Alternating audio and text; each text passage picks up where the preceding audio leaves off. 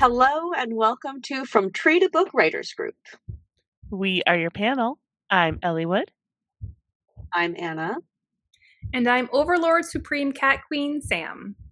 This podcast is for writers anywhere on their writing journey, because no matter where you are, as long as you're not writing it wrong.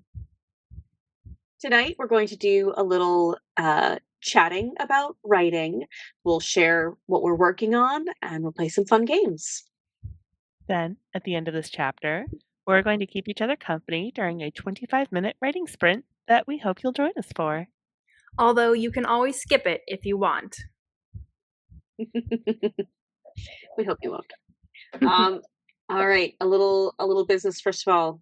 What are you drinking? What are you drinking it out of? Sam, why don't you go first? Is it a little too husky? What are you drinking out of? Well, you have. I'm drinking my usual nighttime chamomile blend, because we tend to be recording on, in the evenings, and I have to get up early in the morning for the office day. So I am digging that green mug. That is gorgeous. This is an old Starbucks mug. I got this when I like 10, 15 years ago. I don't think they sell this style anymore. Oh, wow. No, because they're always cycling it through. Oh, all right. Vintage Starbucks mug. Nice. Awesome. Yeah. Ellie, what are you drinking? Well, I took a page out of Sam's book, and I'm just hydrating today out of Big Water, not a sponsor. I love it. It's very nice and has this built-in straw. Ooh. That's what I'm rocking today. Fancy. I think I should probably block the logo, but I'm drinking a grapefruit citrus brand drink. Which no one can absolutely guess. Refreshing. I would never know. I could never possibly tell. If you're interested in sponsoring us, we have literally tens of listeners. We are just one hand away from corporate sponsorship. Really what we're in it for. Yep. All right. Do we have any other business? Do we want to check in on Monster Mash? How's it? Because it's, by the time folks are listening to it, it'll be April, and Monster Mash Madness will officially have reached its conclusion. Yeah. How's everybody feeling? Fortunately, I think it was a successful Monster Mash this year, personally. Yay! Ellie, remind me what your monsters were again. I had Dragon, Eldritch God, and the Jersey Devil, and we got all three. I feel like scale-wise, Eldritch God, Dragon, and then like Jersey Devil's definitely getting like lost in there. I think what's funny is like we do go in order of scale. Like we go Jersey Devil, Dragon, Eldritch God. Oh, there's multiple dragons? No, just some repeats. Actually, there's Jersey Devil, Dragon, Jersey Devil, and Dragon. And anyway, it gets creative. I love that for you and for them. I really hope they enjoyed themselves. Well, the female main character Hazel definitely did. Nice. Because that's my personal requirement. Did you name your main character Hazel? I did. Yes. That was Anna's character's name in the first one. Yeah, my first Monster Mash name was Hazel. Is this a sequel with the same character that we didn't even know about? Possibly. If so, considering she did hit the climax with an Eldritch God. Had a long relationship, yeah. Well, I guess she has a type, she left really. him for her the hunter. It was a complicated evening. But yeah, Sam, how did your book turn out? Well, by the time this podcast airs, I will be done.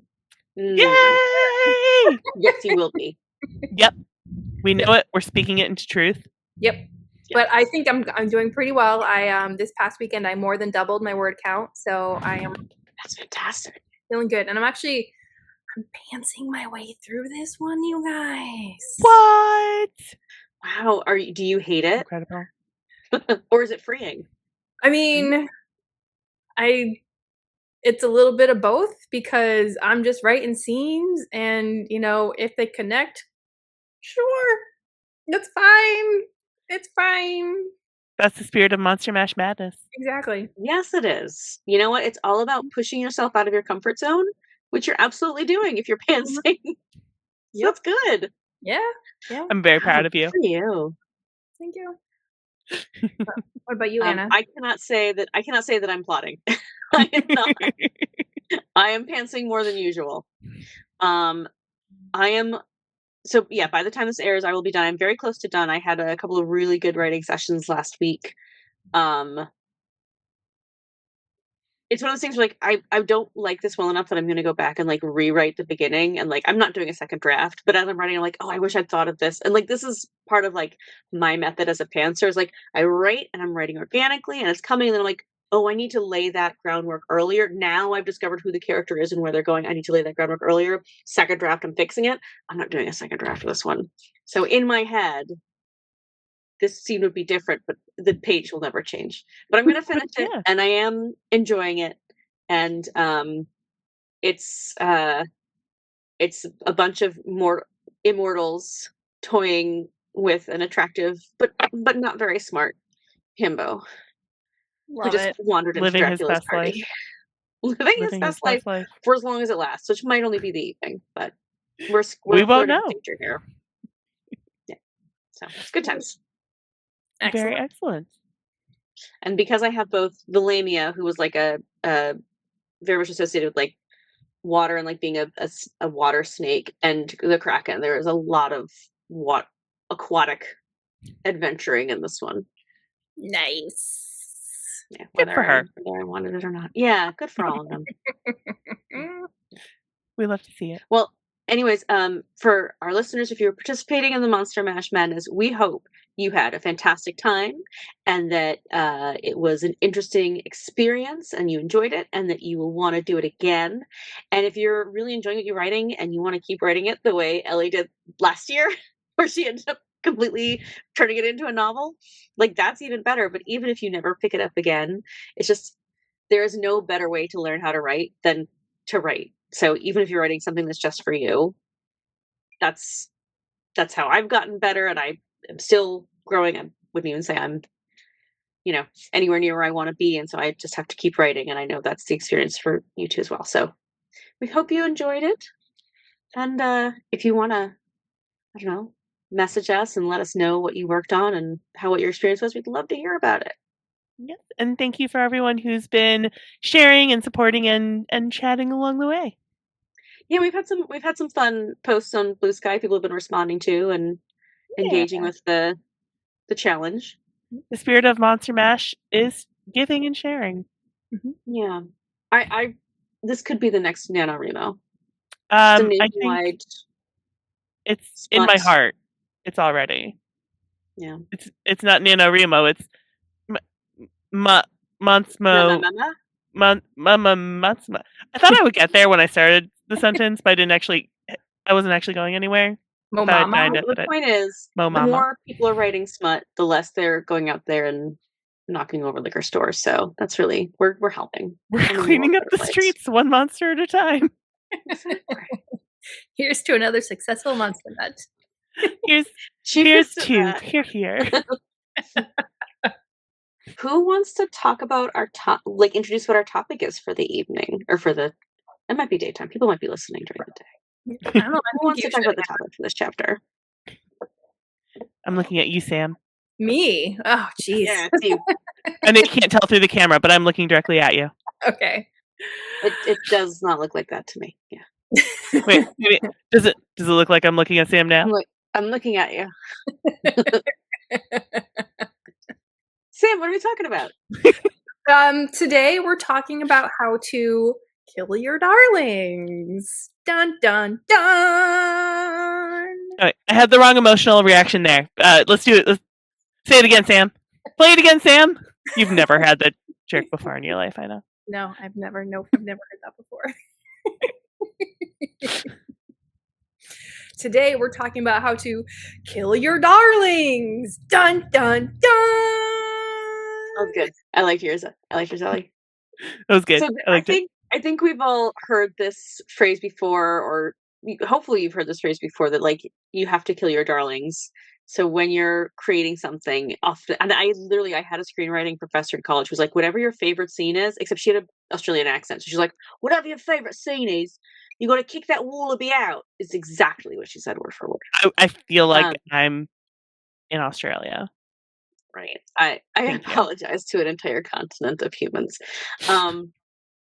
If you love it, her point was, if you love it, it's probably too different from everything else around it, and it sticks out, and it's going to actually interrupt the flow. And I don't think she was like 100% right about that, or just about anything else that she said in that class. But it's sometimes you have to take something that you personally enjoy, and you have to make the hard decision that it doesn't fit, and it's not right, and you have to let it go. So let's talk about times when you have had to cut something out that you loved or were fond of. I'm looking at you now, Anna. I was looking at you, Ellie. Ah! Well, fine. Well, maybe you should go last because your example, I think, is a really good one. Mine is not nearly as compelling, but the first draft of Promise Before Midnight, which I have finished the second draft and haven't touched in months, but the first draft, I was so proud of the opening lines. Like, I thought I had this wonderful dichotomy of language and the introduction of the characters, where it's like comparing the two rivals, and it like contrasted them beautifully. And then I put the draft down and I walked away, and I came back to the second draft and I picked it up. I was like, this is so boring. It's so boring. There's no action. Like, you can't start with that. No one is going to get past the first page. And I really had to rethink the entire intro to the book. And I was so proud of it. I was so pleased, and it was just very wrong. And I needed to step away from the book for a little while to come back and realize it. And actually, I haven't read it in a few months, and now I'm thinking, what did I replace it with? And do I need to rip that apart and sew that back up again? I'm not sure. But yeah, that's one of my experiences. You'll find that perfect beginning, even if you have to go through every single other beginning first. Beginnings are hard. They are. They really are. Right. Like, there's so much extra tension on beginnings. Yeah, 'cause literally, it's like the first introduction. Like, you have to, like, don't judge a book by its cover, but you're definitely going to judge a book by the first page. Sentence. Yeah, the first page for sure. And it's funny. I actually think part of why I'm a pantser is because I will think of a great first sentence, and then like, I don't know what the story is, but I got to see where it's going. So I do enjoy when I get a good hook like that. But yeah, this one was just not it. I thought it was. Yeah. It was not. But it still brought you the rest of the book. So. Yeah. I mean, that one was actually inspired by a dream I had. So the real like nugget of that book is about 2/3 of the way through. Like, you have to do a lot of work to get to that scene. But it is that one I haven't killed yet. That one's still in there. Well, there we go. Oh my hi, Garnet. Yeah, she's cat count. She's never known love, affection, or food before, so she's having a bit of a reaction to having pets for the first time. Is asleep behind me and pretending that I didn't interrupt her beautiful nap, because she was asleep in here when I came in, and she did not say I could turn the lights on and start making noise in this room. So she's pretending I'm not here. How dare you? Yeah, I got it. Oh, hi, honey. She still wants to be in frame. Yeah, she was in my sweatshirt right before we were recording. Oh my gosh, she's such a baby. She is. She's I'm sorry for this interruption of this topic. I'm not. Absolutely, I'm not. Oh, if anyone's only listening and they're not watching the YouTube, Ellie's cat is literally just like draping herself across Ellie's shoulder and then like leaning into her hand for scratches. And then she like got up and walked away, circled around and came immediately back. And Ellie's holding her like a baby over her shoulder who's being burped. Like, yeah, just burp that kitty cat.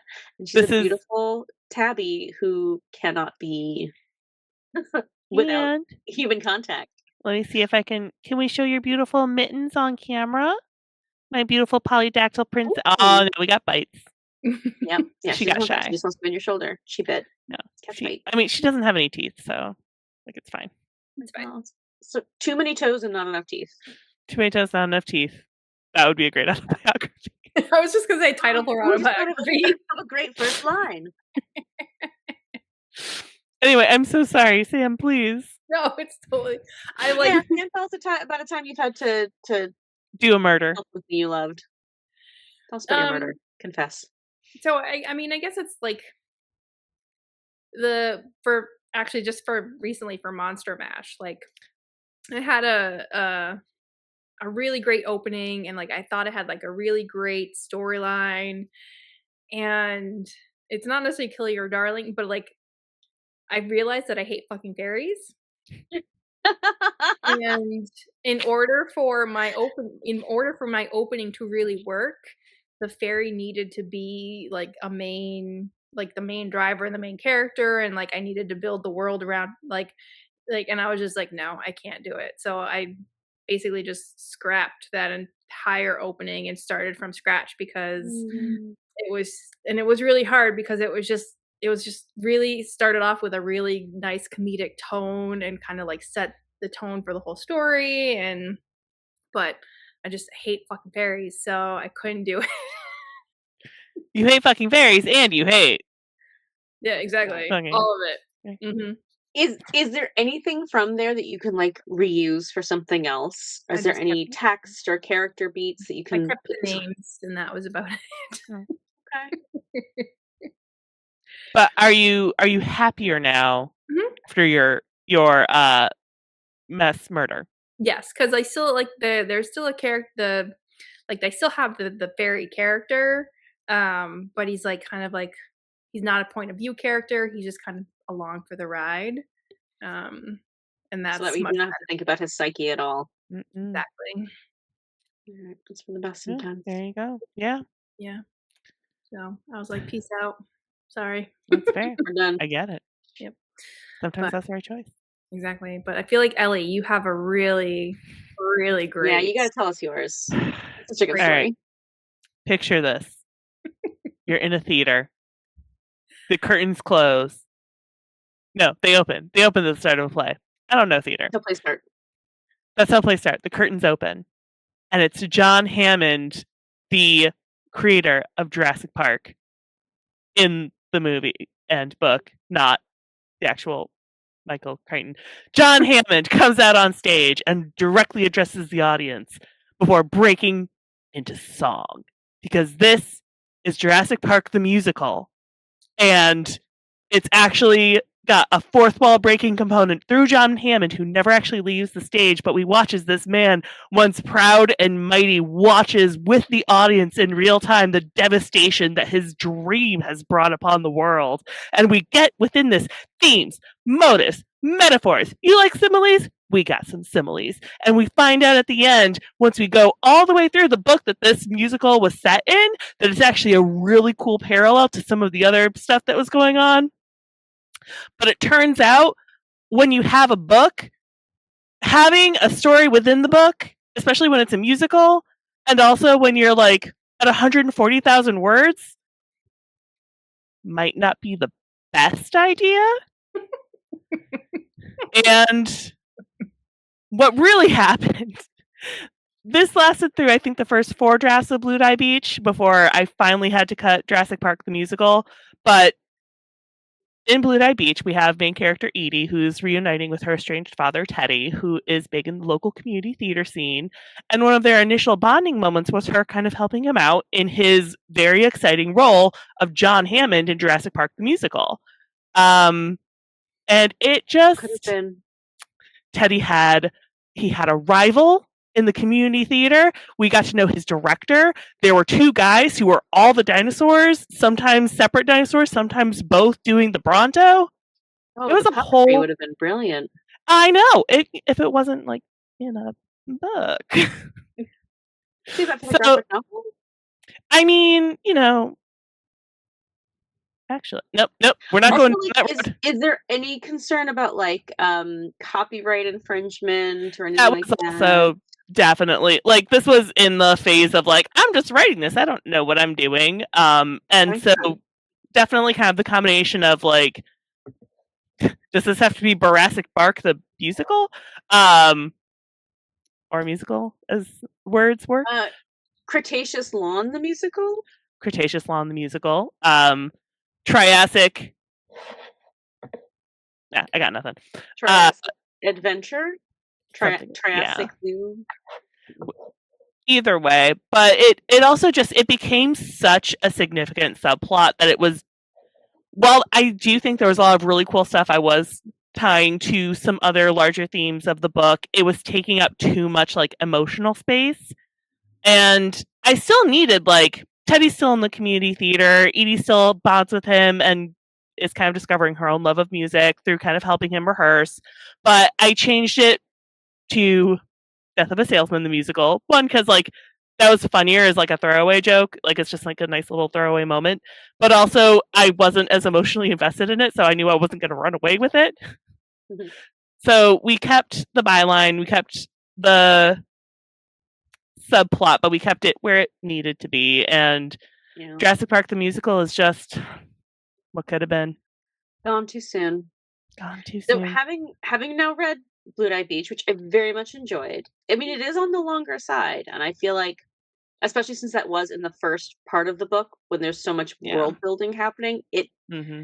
I mean, I have to agree, it would have really slowed things down at a time when you couldn't Yeah. afford to slow it down. And as much fun as that whole concept is, Yeah. it doesn't really It's serve the story you were trying to tell.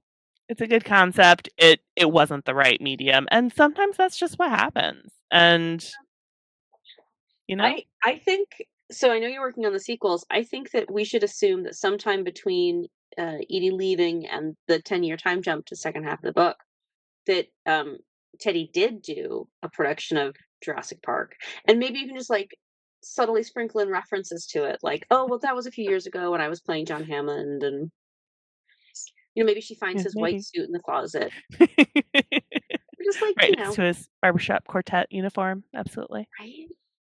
Or he has some leftover dinosaur puppets in the house. He's from. I'm also picturing his narrator character as the very similar to the narrator from Rocky Horror Picture Show, like that Oh. vibe. Yes.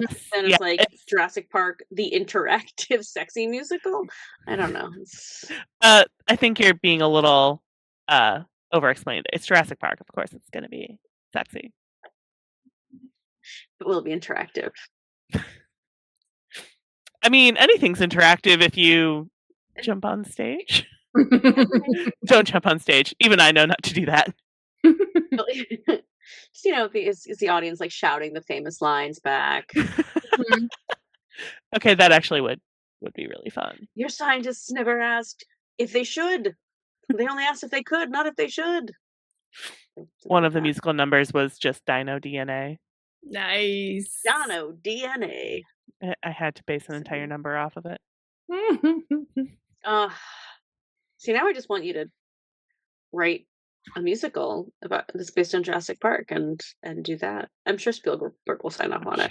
Well, the real controversial piece was that it was explicitly based on the movie, not on the book. Because, in my opinion, the movie would lend itself more to the theatricality. Well, I love the book, but the movie's already got that visual spin on it.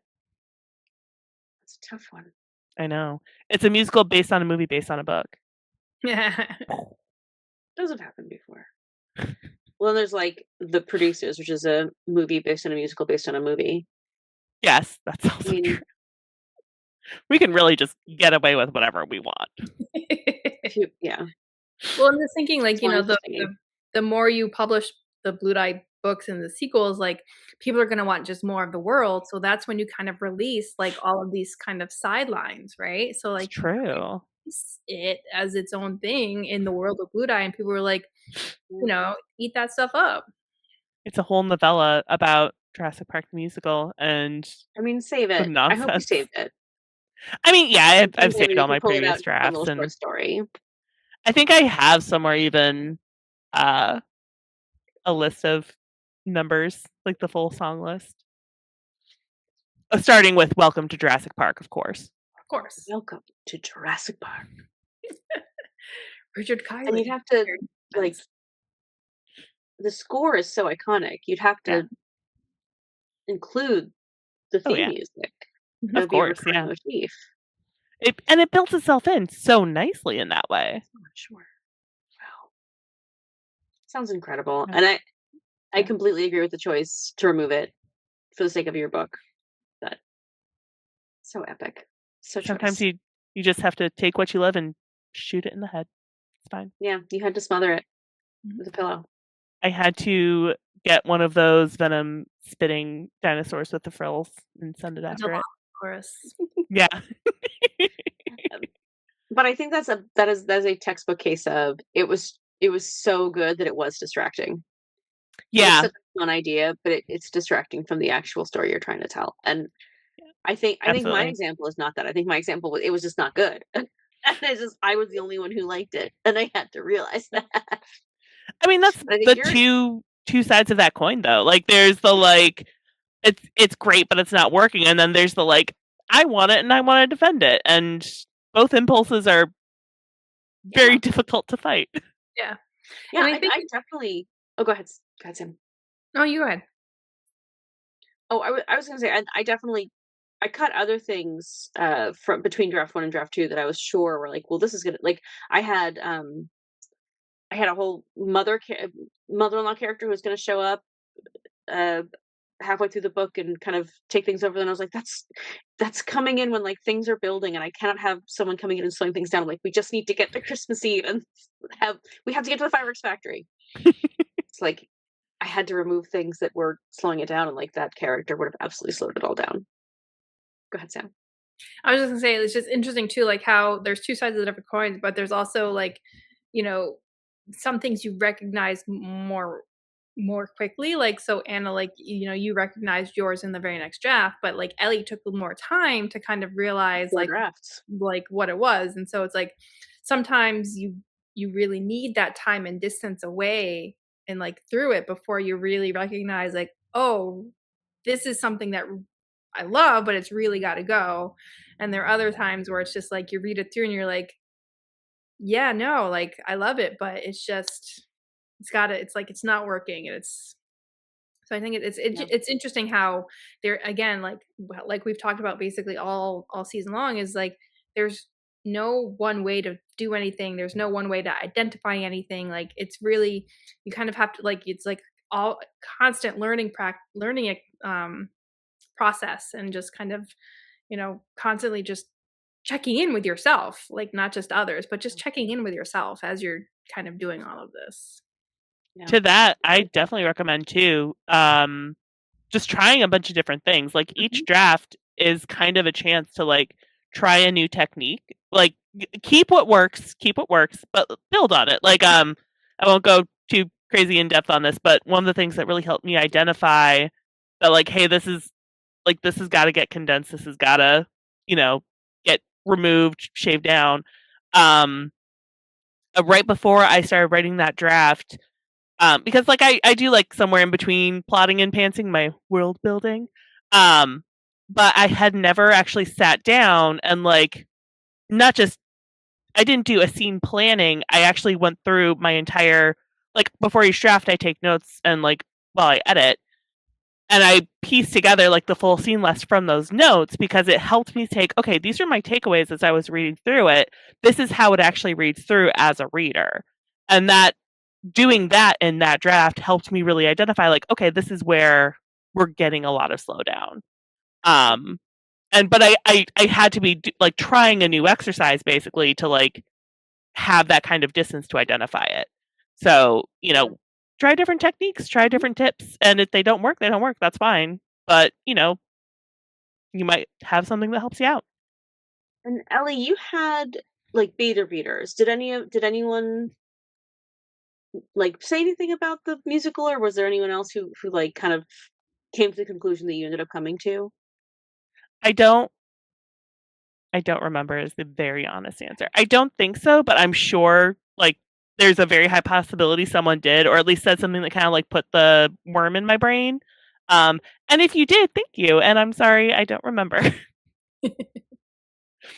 But yeah, that is definitely another technique is like, and I think, good beta readers are hard to find because like it's not only being willing to spend the time reading, but also like giving helpful feedback. But Yeah. part of giving helpful feedback is you have to be willing to say the things that are hard to hear, and then you as a writer have to be willing to hear them. Yeah, Not easy. I feel like we could have a really good conversation about beta reading. One of the things that I have heard from beta readers that's just been really helpful for me is when they just say like, hey, like this, like I don't understand what's happening here. This doesn't feel right to me. Like when they're descriptive, not prescriptive, like if a beta reader is saying like, hey, this scene should be like in this POV, or the scene should like, that can be a little harder to like mesh with, like, because you're like, well, this is my vision, this is how I want to execute it. Yeah.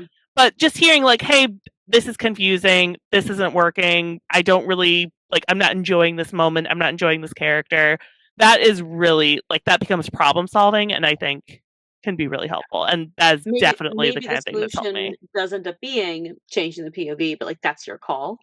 Yeah. So instead of jumping to solution, they need to tell you what the problem is and then let you figure out the solution. Yeah. Yeah. And it also like it just helps me to understand like this is how it's hitting someone else. Like I know how it's hitting in my brain, but it helps me more if someone else says, "Hey, this is how it's hitting me." Yeah. It helps me remove myself from the equation. Sometimes the darling you have to kill is your own point of view. It's your own point of view. It's your own opinion. Mm-hmm. I've definitely had to kill a lot of those darlings. No, murder is easy, as Agatha Christie once said. Mm-hmm. She said a lot of things about murder, actually. Man, she's like obsessed, right? Do you guys want to play some fun games? I would love to play some fun games. All right. Ellie, it's your game, so tell us about it. So I named this game Who, What, Where. And I just think it would be really fun. So we'll each take turns giving each other 3 different pieces of media. Could be a book, could be a movie, could be a TV show, whatever. Or all of the above. Could be Jurassic Park the musical. And then, so if, like, say if I get 3 pieces of media, I have to decide to keep one from each. I have to keep the characters from one, plot from another, and the setting from the other, and then share that final pitch. What do you guys think? I'm very excited. Give it a try. Okay. Shall I prescribe first? Yes. Do it. Okay. So, Anna, I need you to pick a who and what and where from these 3 things. Moana, The Hobbit, movies or book, I'll let you decide, and Fantastic Mr. Fox. Also movies or book. Movie or book, yeah. Yeah. Okay. There's a couple of different ways I could go with this.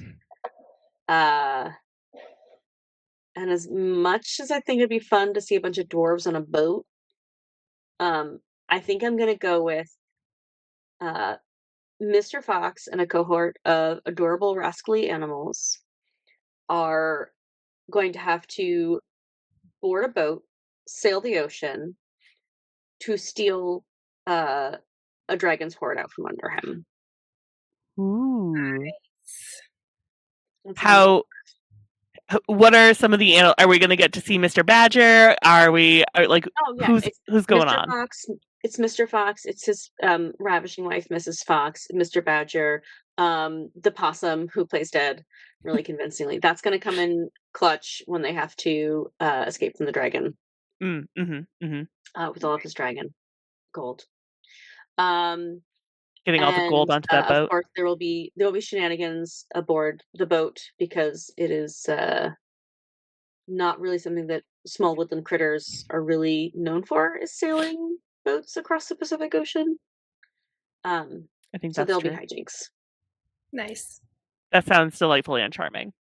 It will be delightful. The animation is going to be just. I assume George and Meryl are already on board. I have them on speed dial. They're really excited. I do want to point out that Moana and The Hobbit and Fantastic Mr. Fox all have a thematic element. They're all about theft.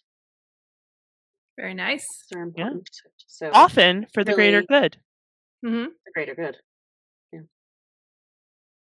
All right. Well, I'm going to challenge Sam Mm-hmm. to give me a character, a plot, and a setting from each of these. The Rocky Horror Picture Show, Mm-hmm. Legend, and Clue. Okay. Movie, not the board game. Okay. So Brad and Susan have broken down outside the Brad and Janet. Janet. Oh my God. Sorry, Mm. Susan Brandon. Brad and Janet. Brad and Janet. Brad and Janet have broken down outside the Clue house. Mm-hmm. And so they go into the house, and then Janet is then kidnapped by the devil. And so Brad has to basically solve the mystery of the house and also rescue Janet from Tim Curry's devil. Excellent. Easily the sexiest Tim Curry of those three Tim Currys. Oh, obviously. I mean, I don't know. Frankenfurters. Dr. Frankenfurter's Frankenfurter fishnets are is- pretty sexy. Oh, that's true. But those horns. Can we get the mashup, the horns and the fishnet? That's what I was saying. I Yes. want Tim Curry. Like, I want the Tim Curry character to be like all three of his characters. Tim Curry is a changeling, and he just shapeshifts throughout the story. I mean, that's pretty much like the Yeah. story of his. I'm blanking on the butler's name. Oh, Miss Wadsworth. Wadsworth, yeah. It was Wadsworth. Okay. Yeah. I'm the butler, sir. I like to keep the kitchen tidy. Sorry. My takeaway is a that few I times. need to rewatch Fantastic Mr. Fox and Moana and Clue and Legend. Mm-hmm. I need to rewatch Legend. It's been a while. So my media for Ellie, I need you to pick a who, what, and where from Sherlock Holmes. Books, movies, the world of Sherlock Holmes is your oyster. Jeeves and Wooster. I mean, ideally the Hugh Laurie, Stephen Fry version, but you can also choose the books if you would like, because those are also very special, very special. Or The Dark Tower. Ideally not the Idris Elba version. Not the movie. Okay. But Okay. if you need to. I get it. Yeah. So I'm not super strong on the plot of the Dark Tower, so I'm just gonna take a swing at this. So I think I have to have Jeeves and Wooster, and it is Hugh Laurie and Stephen Fry. And they have discovered a portal into another world. Yes, there's other worlds. Okay, I'm doing amazing. And it's this post-apocalyptic wasteland, I believe. Yes, Oh, yeah. definitely. It's a current apocalypse. It's a wasteland. There's There are definitely a wastelands, right? yeah. Okay. There are. But there's been a moida. All right. Sorry. There's been a murder, and One. and Hugh Laurie clearly decides to take the lead as in the investigation, and in doing so, inevitably, Stephen Fry is, going around and gathering clues and making these connections, and Hugh Laurie is going around as his in charge sidekick. Hugh Laurie is Watson, and Stephen Fry is Sherlock. That's the twist that I'm introducing. But I love it. but obviously he thinks that he's. Yep. That's where I'm going with that. But in a wasteland. Love it. Perfect. All right. Should we do our rating sprint? Let's do it. Let's do it. Okay. All right. See you Sam, guys you ready for the timer? Yep. See you guys in All right. See you guys on 25. the other side. Got this.